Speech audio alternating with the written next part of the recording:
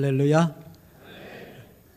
하나님의 일하심의 원리는요, 부족한 사람들 불러서 그들을 통해서 하나님의 역사를 이루신다, 이것입니다. 교회 공동체도 동일한 거예요. 부족한 목사를 세우시고 부족한 사람들을 붙여주시고 그 속에서 나를 성숙하게 하고 날 키워 가시는 것이다 라고 하는 것입니다. 우리가 살아가는 삶의 현장 속에서 사건 앞에서 나는 어떤 반응을 보이는가? 그리고 오늘 모세가 구스 여인을 아내로 취한 사건 앞에서 미리암과 아론이 원망하고 비판하고 부정의 소리를 하고 있는데 그들 앞에 이스라엘 백성들의 반응은 어떤 모습인가, 어떤 반응인가? 이 상황을 살펴보며 이 사건을 통해서 하나님께서 우리들에게 주시고자 하는 메시지가 무엇인지 함께 살펴보며 우리도 믿음의 사람으로 하나님의 장자로 하나님 보시기에 보배롭고 존귀한 사람으로 하나님의 사랑을 입은 사람으로 영적 반응을 보일 수 있는 하나님의 사람들이 될 수 있기를 주님의 이름으로 축복합니다. 첫 번째로 미리암과 아론의 비방이 있습니다.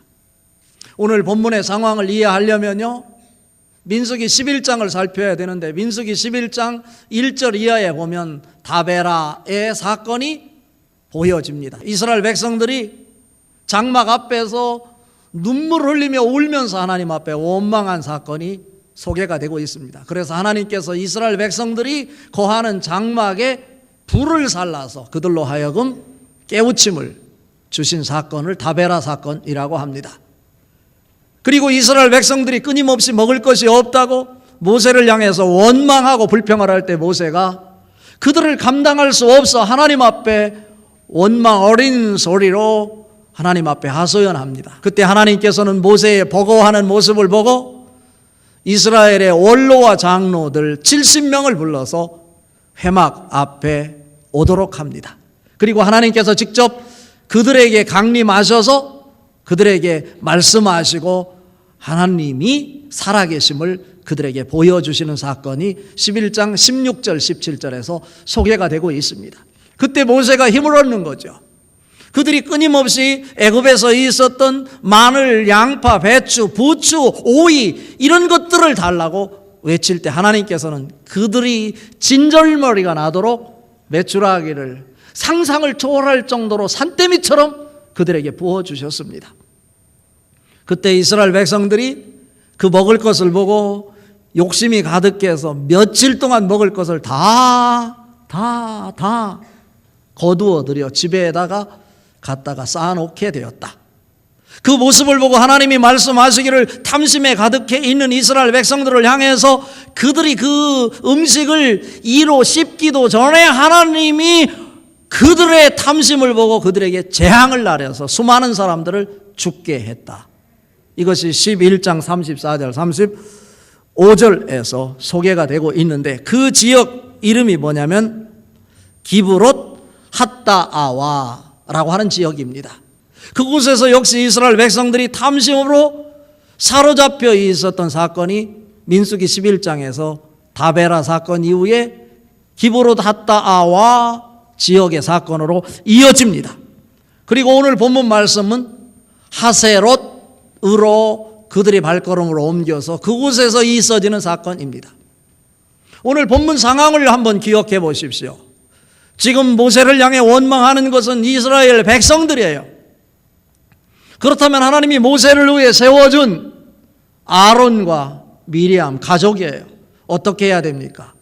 그들이 원망하고 불평하더라도 그들의 이야기를 들어주고 그들을 위로하고 격려해야 될 그들이 모세가 구스 여자를 아내로 맞이한 것에 대한 허점이다 판단되어서 그것을 보고 모세에게 직접 얘기하는 것이 아니라 이스라엘 백성들에게 모세에게 문제가 있다라고 허점을 토로하고 있다라고 하는 것입니다. 어쩌면 그들의 지적하는 사항이 맞는 듯 하기도 합니다. 영적 지도자로서 그 행실 하나하나가 주의를 해야 될 터인데 구스 여자를 취한 것 어쩌면 그 행동이 섣불리 이루어진 것처럼 느껴지기도 합니다. 사건 앞에서 미리암과 아론은 영적인 반응이 아니라 인간적인 반응을 보이고 있다라고 하는 것입니다. 왜 그런 인간적인 반응을 미리암과 아론이 보이고 있는 것일까?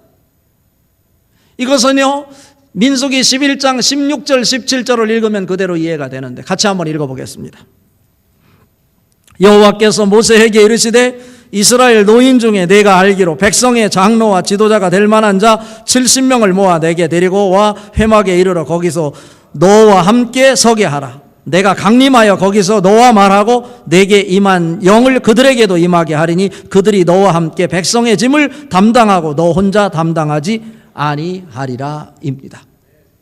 하나님이 임재하셔서 말씀하시는 소리를 듣고 이 아론과 모세가 스스로 생각하기를 내가 모세와 다를 것이 무엇이 있느냐, 왜 모세만 이스라엘의 영적 지도자여야 되느냐라고 반문을 하는 것입니다. 그런데요, 모세가 정말 잘못한 것일까? 출애굽기 34장과 또 신명기 7장 1절, 3절, 4절에 근거해 볼 때 하나님께서 모세에게 명령하신 명령의 법은 이스라엘 백성들이 가나안 땅에 들어갔을 때 가나안 원주민들과 결혼하는 것을 금하셨습니다.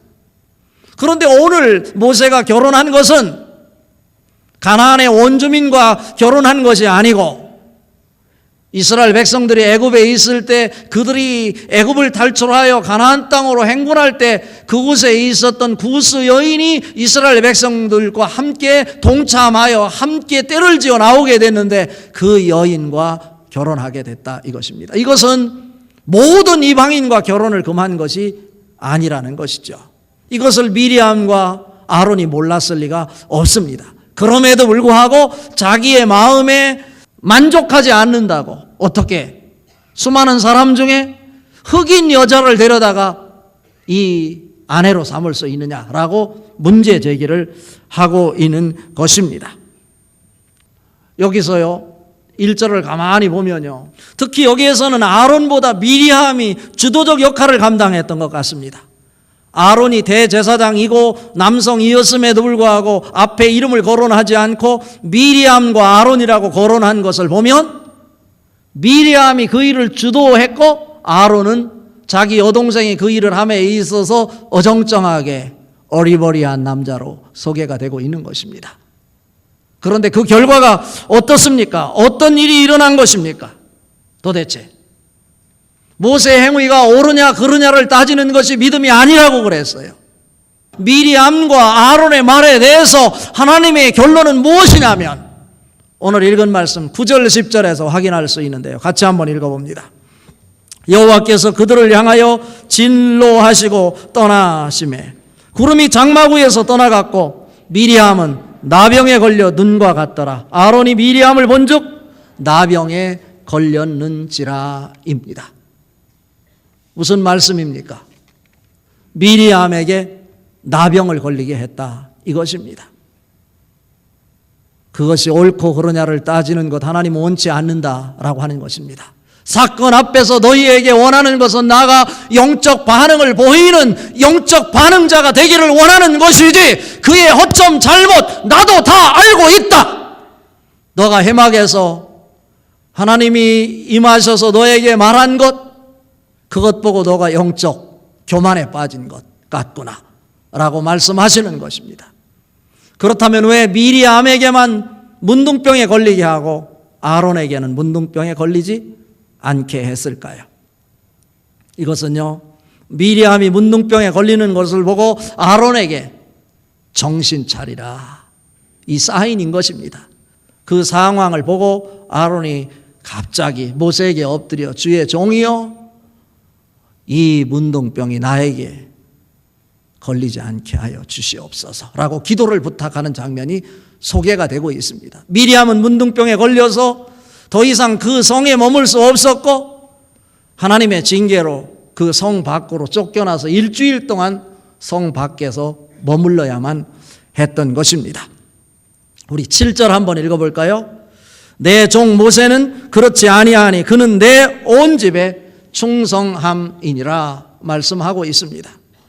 비방하고 있는 미리암, 아론 앞에서 너 아론이 미리암이 회막 앞에서 하나님이 임재하시고 하나님이 너에게 직접 말씀한 것 너가 들었다 할지라도 그것 가지고 교만해서는 안 된다.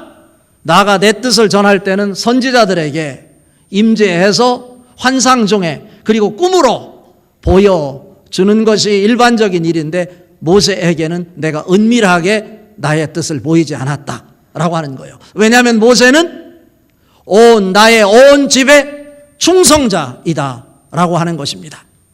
그리고 뒷부분에 보면 모세는 하나님의 형상을 보는 자다 라고 말할 정도로 모세를 축혀 세우는 것입니다. 특히 출애굽기 33장 11절에 보면 사람이 자기의 친구와 이야기함 같이 여호와께서 모세와 대면하여 말씀하시더니 라고 말씀하고 있습니다. 아론의 착각이죠. 자기가 하나님 임재하는 것을 보고 하나님이 말씀하시는 걸 회막 앞에서 들었다고 해서 나도 모세와 동일한 영적 권위를 가지고 있다. 그러니 나도 이스라엘을 이끌 수 있는 지도자가 될 수 있다 라고 말하는 그 모세의 허점을 제시하는 아론과 미리암 앞에서 모세는 너희 수준이 아니다. 모세는 은밀하게 대면하는 정도가 아니고 나의 온 집안 일에 온 충성자고 그는 친구와 얘기함 같이 선명하게 직접 내 얼굴을 대면해서 이야기하는 나의 친구이다. 이렇게 말씀하고 있는 것입니다. 이 사건을 통해서 우리에게 보여주시는 메시지는 무엇입니까? 우리가 살아가는 삶의 현장에 허점이 우리 눈에 보일 수 있어요. 목사에게도 허점이 보일 수 있고 성도들 간에도 허물이 보일 수 있어요. 그러나 하나님의 사람에게 요구하는 것은 그 허점 앞에 그것이 옳으냐 그르냐를 말하는 것을 하나님은 원치 않고 계신다 이것입니다. 그 사건 앞에서 내가 영적 반응을 보일 수 있는 사람이 믿음이 있는 사람이다 이런 말씀입니다. 다른 말로 바꿔서 말하면 허점이 보이거든 하나님 앞에 기도하고 그 사람이 장점이 보이면 그 사람을 축복해주고 그 사람을 세워주는 일에 앞장서는 사람이 하나님의 사람이다 이런 말씀입니다. 바라기는 우리 서원경교회 온 성도들은 무슨 사건 앞에 그것이 옳으냐 그르냐를 말하는 팩트의 사람이 아니라 허점이 보이면 하나님 앞에 기도하고 그의 허점과 상처를 덮어주고 그 사람을 세워주고 축복하는 하나님의 장자들이 될 수 있기를 주님의 이름으로 축복합니다. 하나님은 이런 사람을 원하셔요. 두 번째로 우리에게 하나님이 주시고 싶은 메시지는 신앙 안에서의 역사의식이 있어야 한다입니다. 무슨 역사의식이 있어야 됩니까?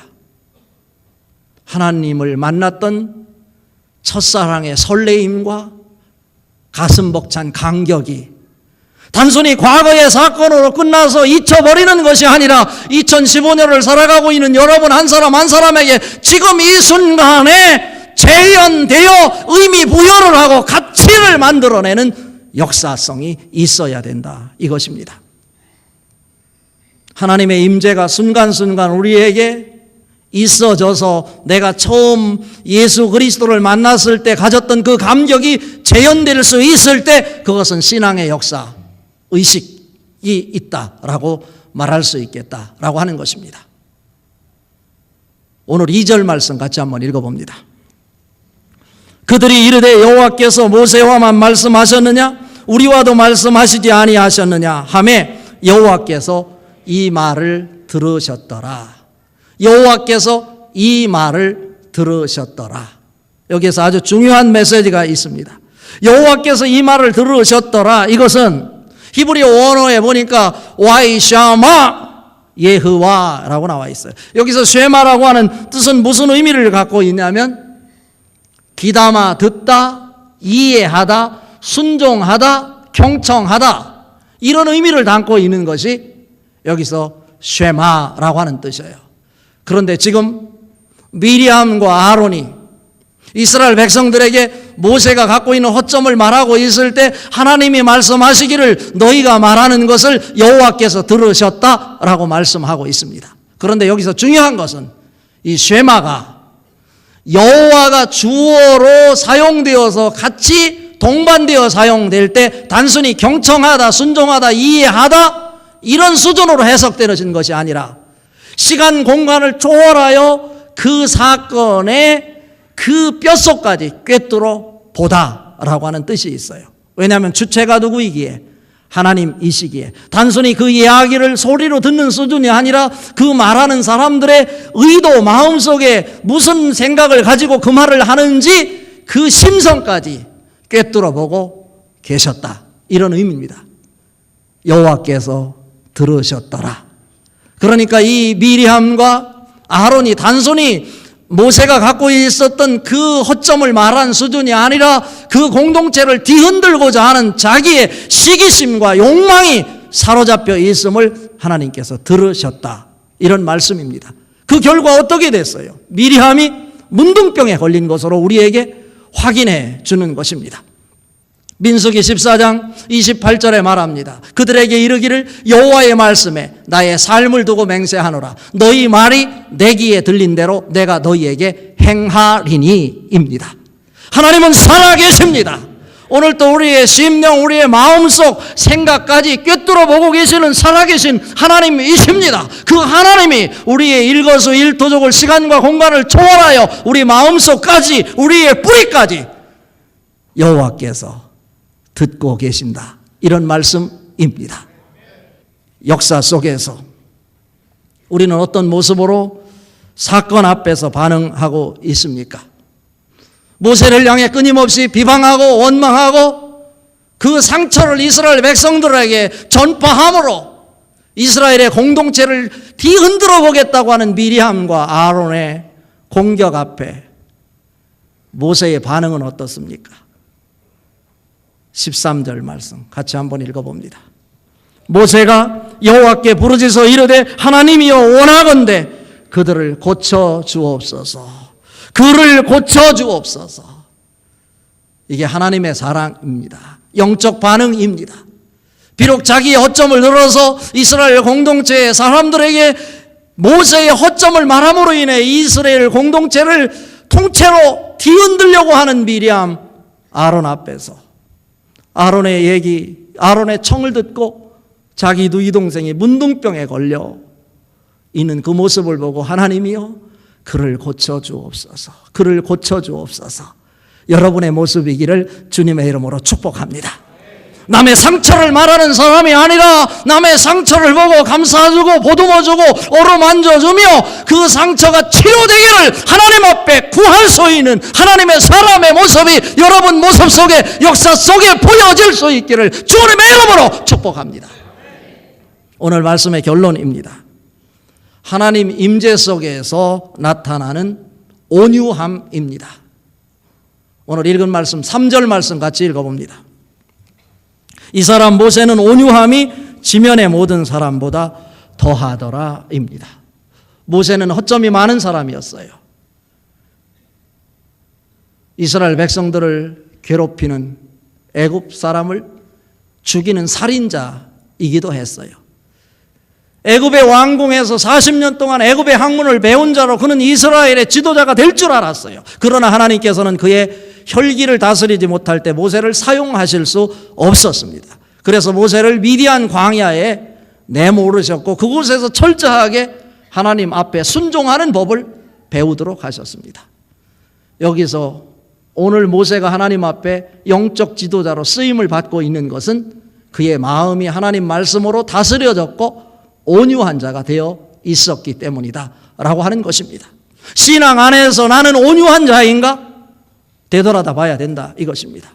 겸손과 온유는 서로 달라요. 겸손과 온유가 어떻게 다릅니까? 겸손은 영어로 humble이라고 그래요. 그래서 야고보서 4장 10절에도 말합니다. 주 앞에서 낮추라. 그리하면 주께서 너희를 높이시리라. 주 앞에 내가 낮아질 때, 겸손할 때 하나님께서 우리를 높여주신다, 이런 말씀입니다. 겸손은요, 제가 정의를 해보면 하나님이 우리를 이 땅에 보내실 땐 하나님의 뜻과 섭리가 있어서 보내시는데 내가 서 있는 자리가 하나님의 뜻을 위한 자리인지를 되돌아다보는 마음을 겸손이라고 그래요. 내가 서 있는 자리가 어떤 자리인지 살피지 못하고 옳고 그르냐를 말하는 사람은 겸손이 없는 사람이에요. 언제든지 내가 서 있는 자리, 내가 앉아 있는 자리, 내가 걷고 있는 이 자리가 하나님이 나를 보내신 뜻 속에 서 있는지를 되돌아다보는 마음을 겸손이다. 온유는 한 단계 더 높은 차원이에요. 하나님이 뜻이 있다면 하나님은 반드시 우리를 향해 이루시려고 하는 목적이 있을 것인데, 여타의 사건 앞에 내가 아무리 힘들더라도 그 사건은 하나님의 목적을 이루기 위한 하나의 과정임을 믿고 받아들이며 하나님의 뜻을 기다리는 태도를 온유이다라고 하는 거예요. 여러분에게 그런 온유가 넘쳐날 수 있기를 주님의 이름으로 축복합니다. 마태복음 11장 29절에 말합니다. 나는 마음이 온유하고 겸손하니 나의 멍에를 메고 내게 배우라. 그리하면 너의 마음에 쉼을 얻으리니 라고 말합니다. 하나님은요, 우리에게 땅의 축복을 주는데 그것을 아무에게나 주는 것이 아니에요. 잘난 사람에게, 많이 배운 사람에게, 재능이 있는 사람에게 주는 것이 아니라 마태복음 5장 5절에 보니까 온유한 자는 복이 있나니 그들이 땅을 기업으로 받을 것이며 라고 말하고 있고요. 또한 시편에도 소개가 되고 있어요. 뭐라고 말씀하고 있냐면 37편 11절에 이렇게 말하고 있어요. 그러나 온유한 자들은 땅을 차지하며 풍성한 화평으로 즐거워하리로다 입니다. 이것이 온유한 자에게 주는 하나님의 축복인 것입니다. 그런데 여기서 중요한 것이 있어요. 그 사람이 겸손하다, 신앙적이다라고 할 때 보통 우리는 경건과 겸손을 소유한 사람이라고 그래요. 경건과 겸손이라는 단어는 사람에게만 사용하는 단어예요. 그런데 온유라는 단어는 사람에게도 사용하지만 하나님에게도 사용되는 단어라고 하는 면에서 고차원적인 단어이다, 이런 말씀입니다. 사무엘하 22장 36절에 다윗이 말씀하는 거예요. 뭐라고 말하냐면 주께서 또 주의 구원의 방패를 내게 주시며 주의 온유함이 나를 크게 하셨나이다. 주의 온유함이래. 주님의 성품이 온유라는 거예요. 갈라디아서 5장 22절 23절에도 말하죠. 오직 성령의 열매는 사랑과 희락과 화평과 오래 참음과 자비와 양선과 충성과 온유와 절제니 이 같은 것을 금지할 법이 없느니라. 이것은 한 단계 한 단계 발전해 가는 모습을 보이는 거예요. 사랑이 있어야 기쁨이 있는 거예요. 희락이 있는 거예요. 희락이 있어야 또 화평이 있는 것이고, 화평이 있어야 오래 참을 수 있고, 그런데 온유가 있어야 우리 마음을 다스릴 수 있는 셀프 컨트롤, 절제가 가능하다, 이런 말씀입니다. 갈라디아서 5장 24절에 이어서 말합니다. 그리스도의 사람들은 육체와 함께 그 정욕과 탐심을 십자가에 못 박았느니라. 오늘 모세가 어떤 모습입니까?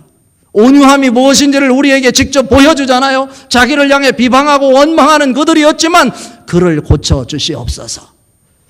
그를 고쳐주시옵소서.